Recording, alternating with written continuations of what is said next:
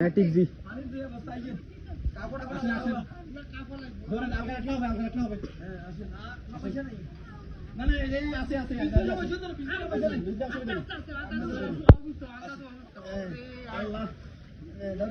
ভাই আপনি কাঁদেন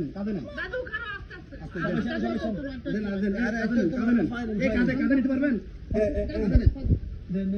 সবাই জানো চিন্তা করি না আসি আগে বেড়ে ধরো আপনি আসেন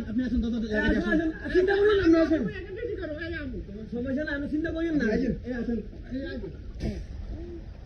আল্লাহ খুবই অবস্থা খারাপ আমরা চিন্তা করি না চিন্তা করি ইনশাআল্লাহ আমরা শুনছি আমরা এখানে